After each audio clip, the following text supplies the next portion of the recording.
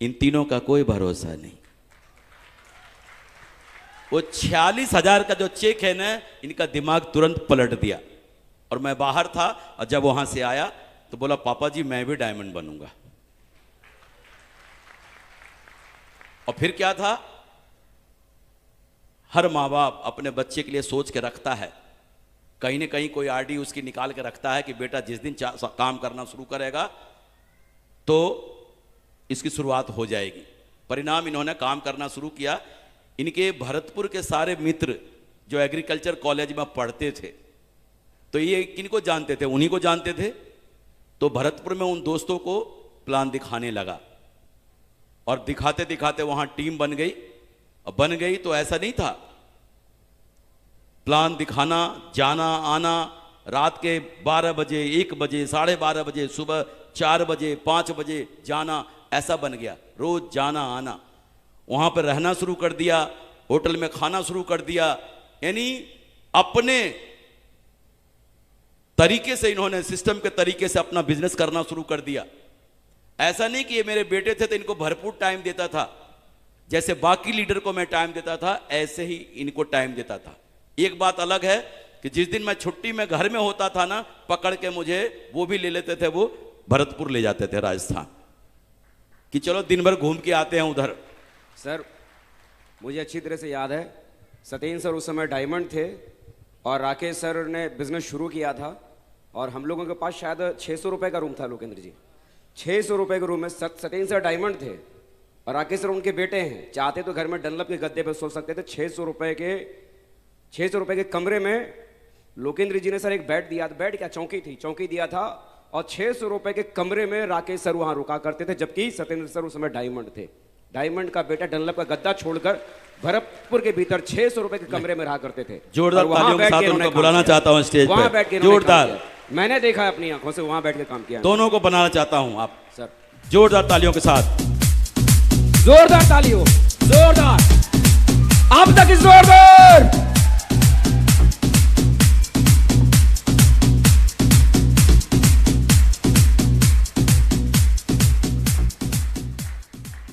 आज देखो उन्होंने मेहनत किया,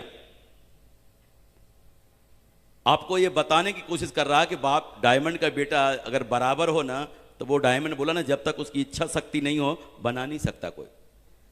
जम के काम किया और इनका अचीवमेंट ऐसा आने लगा कि 60 साल के, 55 साल के, 50 साल के व्यक्ति इनको ले जाते थे। अब लो देखो ये मेरे सर हैं। बोला अच्छा सर हैं ये, क्योंकि हिंदुस्तान में सबसे कम उम्र का डायमंड बनने का इनका रिकॉर्ड बनाया। 21 साल 3 महीने में डायमंड बने थे। 21 साल 3 महीने की उम्र में ये डायमंड बन चुके थे।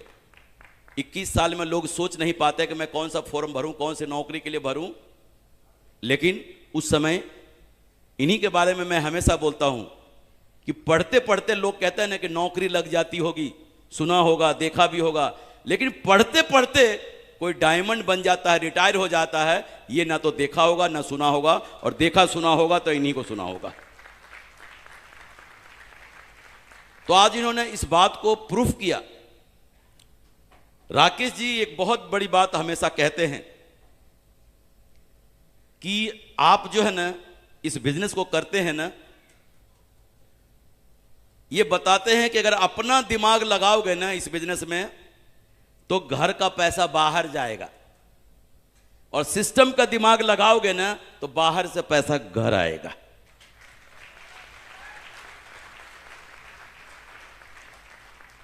और आज देखो, मैंने भी, मेरे दिमाग में था कि ये सेफ सो बिजनेस करें, लेकिन किसी को जबरदस्ती कराया नहीं जा सकता है, कराया नहीं जा सकता है जब तक उनकी इच्छा नहीं हो।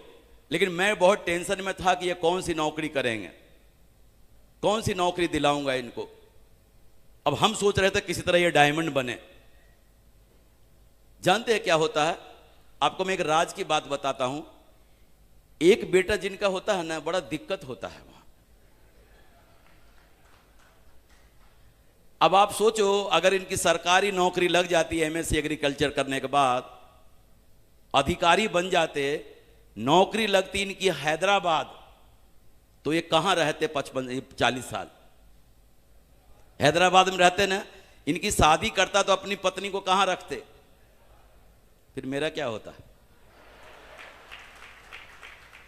फिर क्या होता, 2-4 दिन बेटा बहू से मिलने जाते, खुश हो जाते 4 दिन, फिर घर वापिस आ जाते।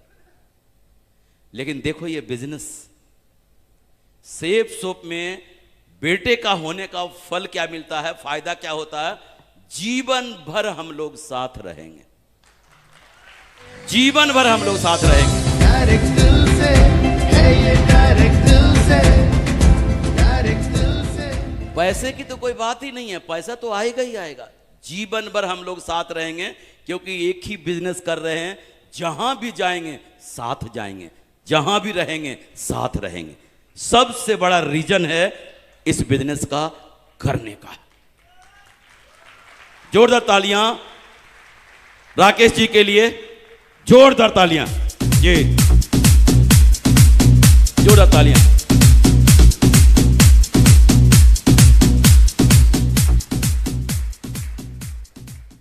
तो ये सबके साथ ऐसा हो सकता है।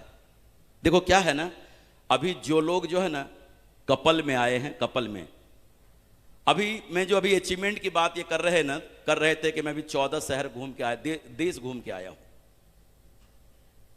अभी देखो एक पीढ़ी, दूसरी पीढ़ी है ना, और इनके राकेश जी के 3 साल का बेटा है, तीसरी पीढ़ी, चौथी पीढ़ी अभी अभी खत्म हुई है, 3 पीढ़ी यहीं पे है। राकेश जी का 1 साल का बेटा रसिया घूम के आया, 1 साल का बेटा, सेंट पीटरबर्ग, मॉस्को, 1 साल में उसका पासपोर्ट बना। हमारा तो पूरा जीवन निकल गया तब पासपोर्ट बना, उसका 1 साल में पासपोर्ट बना। और हम लोग सोच रहा था पता नहीं ये ऊपर जाएगा तो इसका क्या हाल रहेगा, टेस्टिंग ही था और 12 घंटे का सफर था, डबल करना पड़ा, ज्यादा ही पड़ गया। मैं कि पता नहीं क्या होगा, मन में विश्वास करके हवाई जहाज में बैठाया था, लेकिन वो तो बड़ा एंजॉय करता हुआ गया, एंजॉय करता हुआ गया। पूरे ग्रुप में एक ही बच्चा था और वो बच्चा क्या खिलौना था सबका। मैं ढूंढता था वो कहां गया, तो बोला उसके गोद में है, कहां गया तो बोला उसके गोद में है, ये हो रहा था। अब आप सोचो 1 साल से वो दुनिया में घूमना शुरू कर दिया है, 18 साल होते होते, 20 साल होते होते पूरा वर्ल्ड टूर कंप्लीट कर लेगा, पूरा वर्ल्ड टूर कंप्लीट कर लेगा, वर्ल्ड टूर कंप्लीट कर लेगा।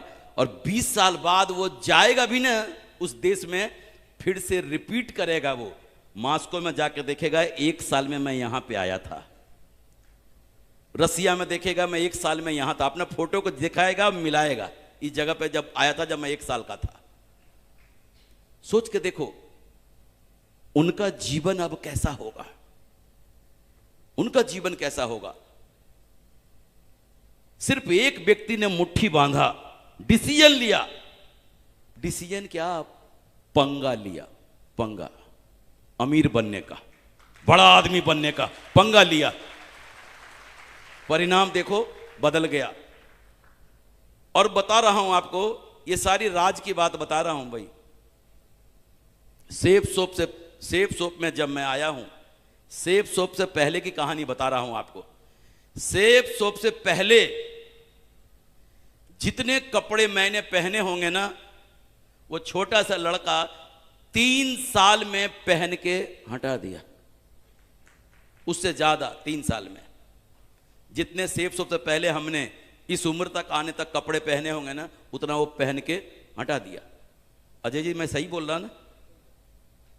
सोच के देखो जरा, यानी एक आदमी डिसीजन ले ले तो परिवर्तन कैसे होता है जीवन में। हमको तो हो सकता थोड़ी गरीबी का एहसास भी हो, लेकिन उस बच्चे को गरीबी का एहसास है क्या? गरीबी छुआ तक नहीं। तो एक डिसीजन लेने का परिणाम यह है। अभी बहुत सारे लोग कपल में बैठे हुए हैं, जो लोग बैठ के कपल में इस डायमंड सेलिब्रेशन को देखा है ना, रात को उनको नींद नहीं आएगी, आपस में डिस्कस करेंगे, ऐसा था, ये होगा तो वो था, आपस में चर्चा करेंगे। नींद नहीं आएगी उनको, और किसी न किसी निर्णय पे बैठेंगे। जानते हैं कपल में क्यों प्लान देखना चाहिए, कपल में इसे फंक्शन क्यों देखना चाहिए, परिवार के साथ क्यों देखना चाहिए? अगर एक का दिमाग खराब भी हो गया ना, अब वो क्विट करना भी चाहे ना, हो जाएगा। तो डायमंड बनना है इधर।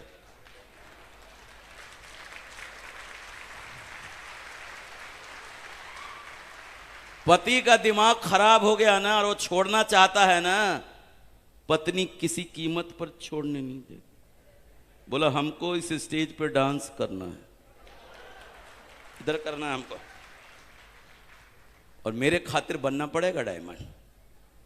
पत्नी देख लिया ना साथ में है ये डायमंड सेलिब्रेशन, उस आदमी का जीना हराम है। घर से निकलो, घर में रुक नहीं सकता वो, घर से बाहर, और घर से बाहर रहेगा तो क्या करेगा? काम करेगा, लोगों से मिलेगा, परिणाम बदल जाएगा। इसलिए कपल में अपने फैमिली के साथ, जो शादीशुदा नहीं है अपने मम्मी पापा के साथ, जो शादीशुदा हैं अपनी पत्नी के साथ। नहीं तो क्या होगा, जो अभी अकेले आए हैं ना, पत्नी के साथ नहीं आए हैं, इतना जोश इनके अंदर है।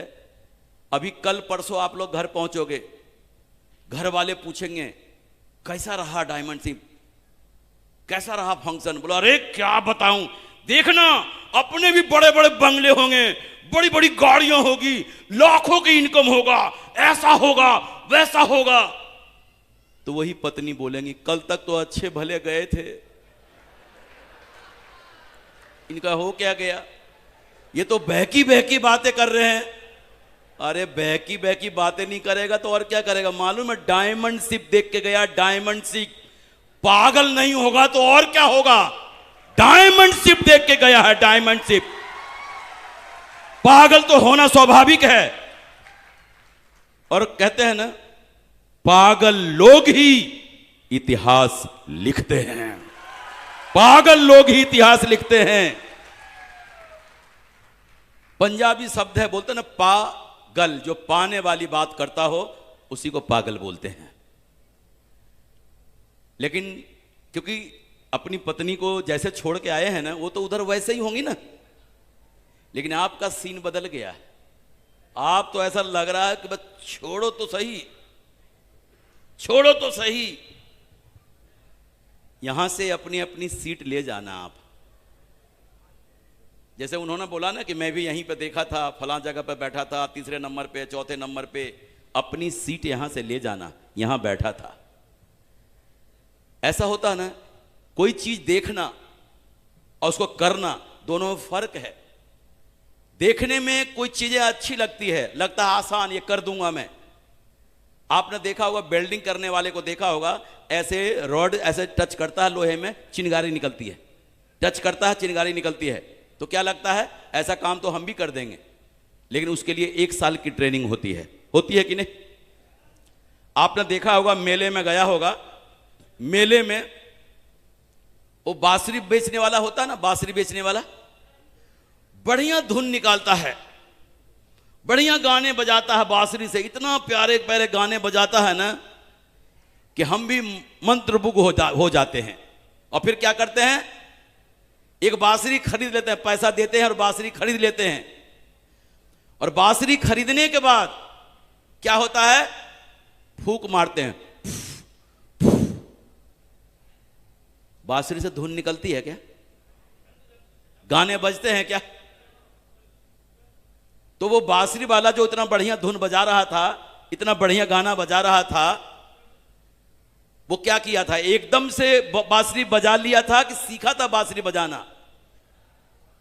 तो जोश आपके पास है ना, अच्छी बात है, लेकिन ये जोश